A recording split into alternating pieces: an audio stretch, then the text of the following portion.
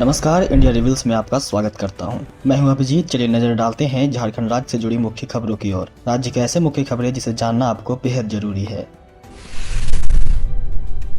देवघर और गोवा की यात्रा रांची से हुई आसान। 1 घंटे में देवघर, 2.5 घंटे में सीधा गोवा। इंडिगो ने सौंपी फ्लाइट और समय की लिस्ट। झारखंड के लोगों के लिए यात्रा अब और आसान हो गई है। बाबा बैद्यनाथ की नगरी देवघर की यात्रा करने वाले श्रद्धालुओं के साथ साथ गोवा जाने वाले यात्रियों के लिए बड़ी खबर है।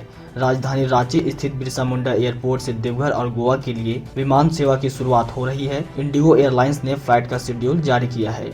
इसमें 26 मार्च को गोवा के लिए विमान उड़ान भरने लगेंगे, जबकि 27 मार्च को देवघर के लिए फ्लाइट की शुरुआत हो जाएगी। 28 मार्च से लखनऊ की यात्रा भी आसान होगी। चलिए बढ़ते हैं अगली खबर की ओर। झारखंड में 1400 केंद्रों में होगी मैट्रिक इंटर की परीक्षा। 14 मार्च से शुरू हो रही परीक्षा। मैट्रिक में लगभग 4.5 लाख और इंटर में 3.5 लाख परीक्षार्थी होंगे शामिल। 2 परीक्षा की तारीख बदली। झारखंड में मैट्रिक और इंटर की परीक्षा 14 मार्च मंगलवार से शुरू होने वाली है। झारखंड एकेडमिक काउंसिल की ओर से परीक्षा की तमाम तैयारियां पूरी कर ली गई है।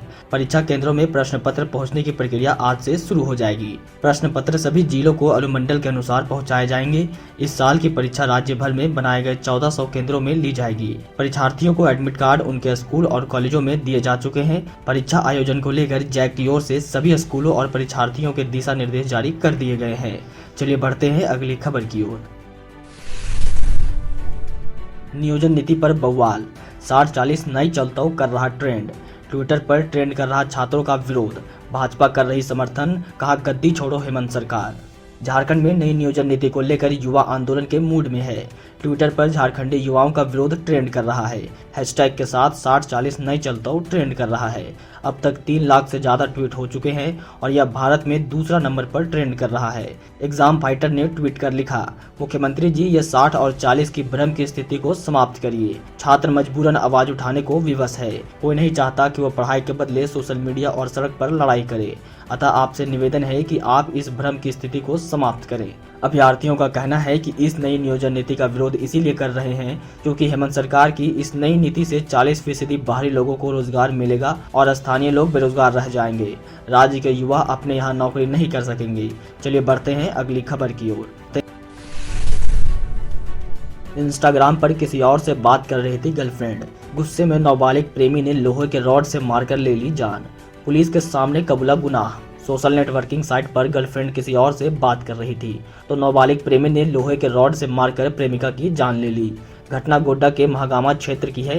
होली के दूसरे दिन नाबालिग की लाश गोविंदपुर पहाड़ी के पास मिली। इस पूरे मामले में एसपी नाथू सिंह मीना ने बताया कि नाबालिग की हत्या प्रेम प्रसंग में की गई है। पुलिस ने आरोपी किशोर को गिरफ्तार कर लिया है, जिसने अपना गुनाह कबूल कर लिया। पुलिस कानूनी प्रक्रिया पूरी कर उसे बाल सुधार गृह भेजने की तैयारी में है।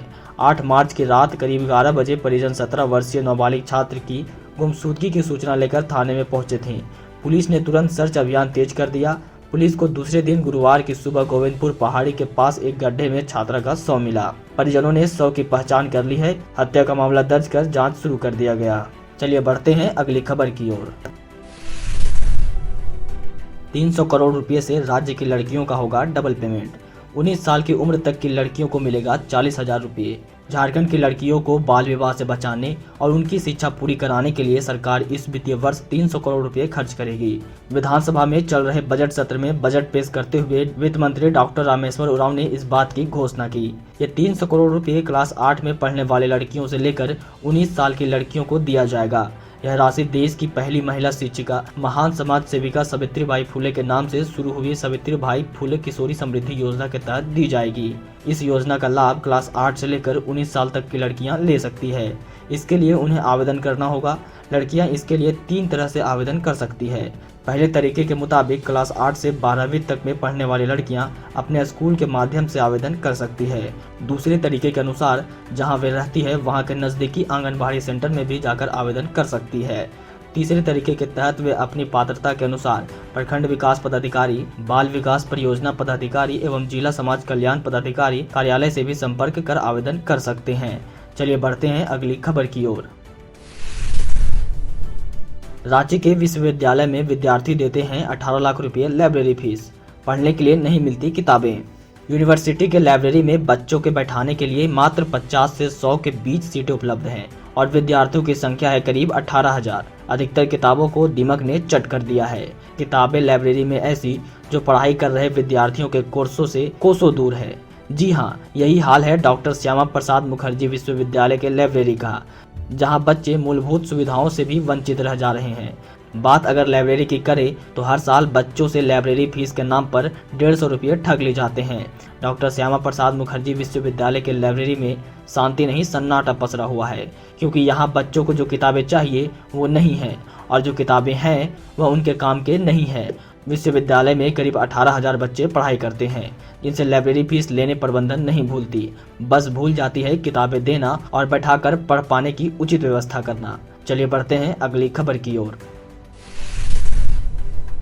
झारखंड की पंचायतों में बिना फार्मासिस्ट खुलेगी दवा दुकानें, युवाओं को प्रशिक्षण और आर्थिक सहायता देगी सरकार। झारखंड के ग्रामीण क्षेत्रों में अब बिना फार्मासिस्ट की भी दवा दुकानें खुलेंगी। इन दुकानों में वैसी दवाओं की बिक्री हो सकेगी जिनके लिए फार्मासिस्ट का होना जरूरी नहीं है। सरकार ने राज्य की सभी पंचायतों में ऐसी एक दवा दुकानें स्थानीय युवाओं के माध्यम से खोलने का निर्णय लिया है। स्वास्थ्य विभाग ने इसके लिए 5 अप्रैल तक आवेदन मुखिया या पंचायत सचिवों के माध्यम से मांगे हैं। पैरासीटामोल समेत फंगस इन्फेक्शन, दर्द से राहत दिलाने वाली कुछ क्रीम, कब्ज, दस्त और उल्टी की कुछ दवाएं हैं, जिनकी खरीद बिक्री में फार्मासिस्ट या डॉक्टर की सलाह की जरूरत नहीं होती है। जानकारी के लिए बता दें कि लाभुक और स्थल चयन की जिम्मेदारी मुखिया और पंचायत सचिव की होगी, जिस पर प्रखंड विकास पदाधिकारी अनुमोदन प्रदान करेंगे।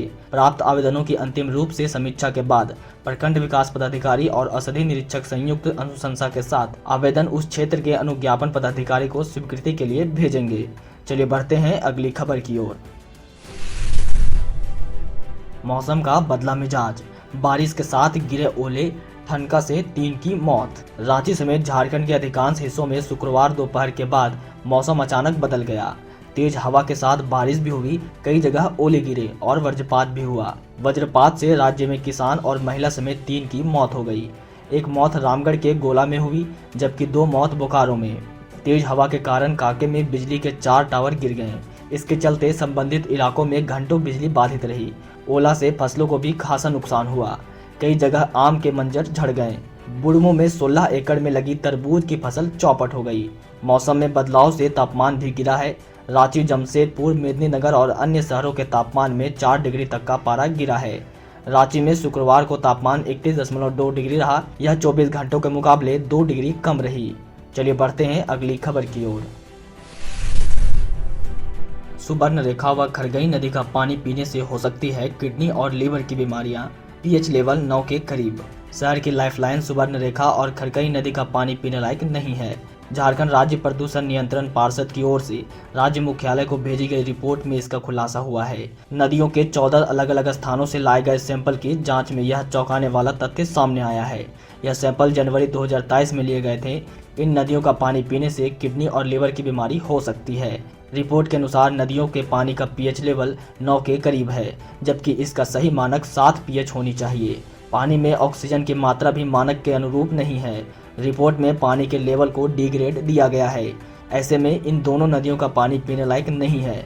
इसका इस्तेमाल स्नान और इंडस्ट्रियल उपयोग के लिए किया जा सकता है। जांच के लिए पानी के नमूने ऐसे स्थानों से लिए गए हैं जहां पानी का बहाव है। चलिए बढ़ते हैं अगली खबर की ओर।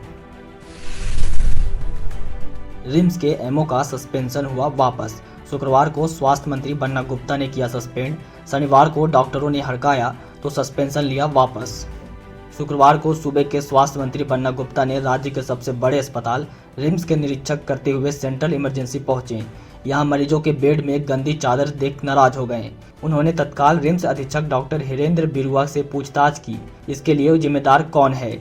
इसके बाद उन्होंने medical officer doctor Anish Kumar और सिस्टर इंचार्ज डॉक्टर विद्या को सस्पेंड कर दिया। इस घटना के दूसरे दिन यानी शनिवार को सस्पेंशन से नाराज डॉक्टरों ने स्वास्थ्य मंत्री बन्ना गुप्ता को हड़काते हुए कहा, अगर एमओ का सस्पेंशन वापस नहीं लिया जाता है तो वे सोमवार से कार्य बहिष्कार कर देंगे। डॉक्टरों का एक प्रतिनिधिमंडल ने सूबे के स्वास्थ्य मंत्री बन्ना गुप्ता के साथ उनके कार्यालय में बैठक की। इस बैठक में डॉक्टरों के हड़काने के बाद उन्होंने सस्पेंशन को वापस ले लिया। आज का खबर यहीं समाप्त होता है। अगर आपको हमारा वीडियो अच्छा लगा हो तो चैनल को सब्सक्राइब करें और लाइक करना बिल्कुल ना भूलें। धन्यवाद।